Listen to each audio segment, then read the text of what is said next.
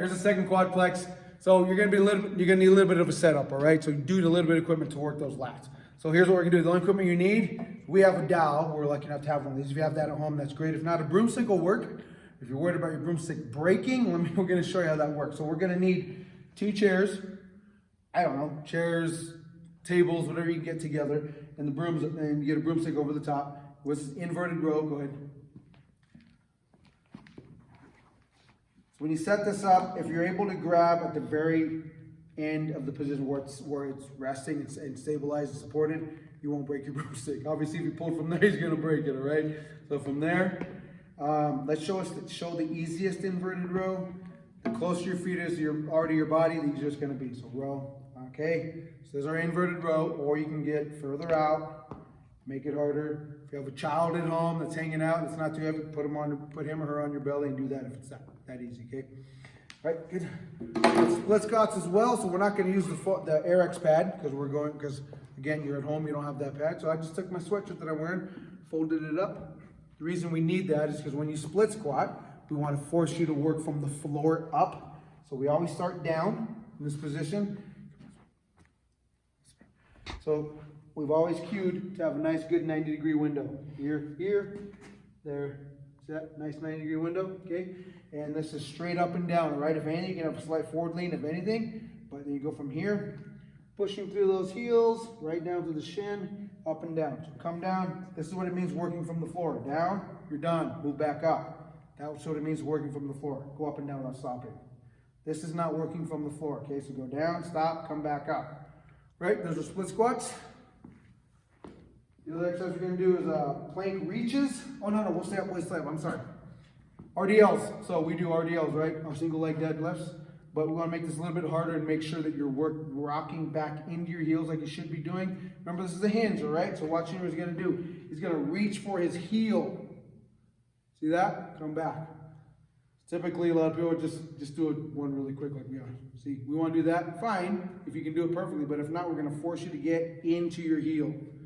So rock your weight back. We're still hinging. We're not squatting. We're still hinging, okay? We'll reach for that heel. Okay.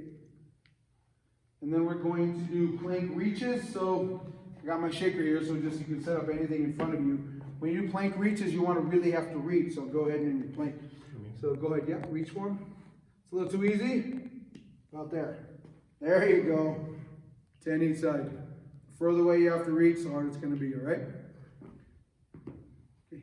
So now you know the exercises, okay? Here's the order we're going to go. First, we're going to go into split squats. So I was going to work lower body first.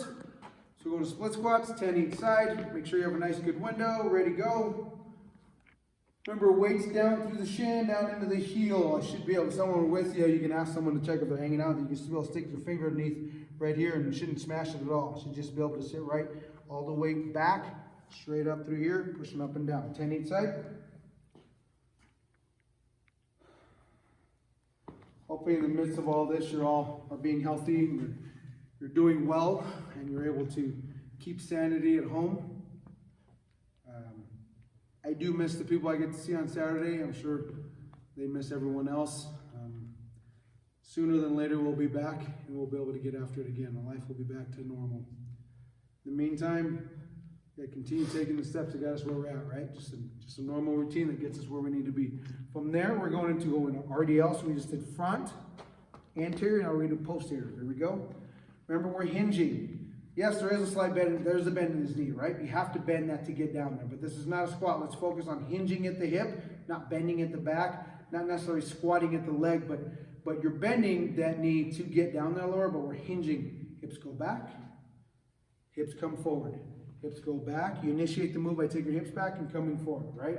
You don't initiate the movement by bending in your back.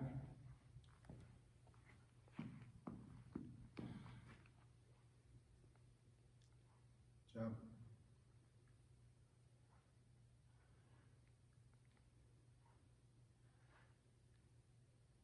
I can't stress enough, if you are tuning in to do this, thank you for joining us. This is great. This is something that I'll never leave. I'll do it here or at home or somewhere. I got tires at my house. I'll be working out with those if I have to. From there, into inverted rows.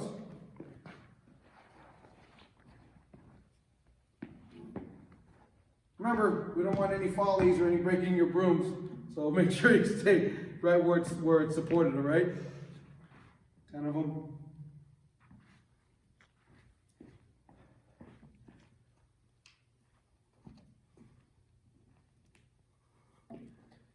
Turns right around. Again, we're trying to keep you in the same spot, not need a lot of room, not need a lot of equipment. Here's your cup of coffee, whatever, your shaker, whatever it is.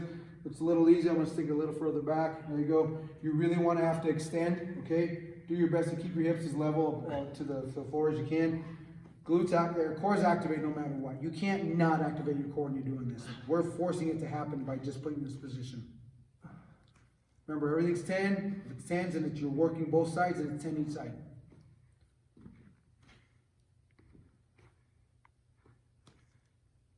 Good. So there's your second quadplex. Again, 3 rounds. Done. Take a break. We'll get you in your next quadplex, all right?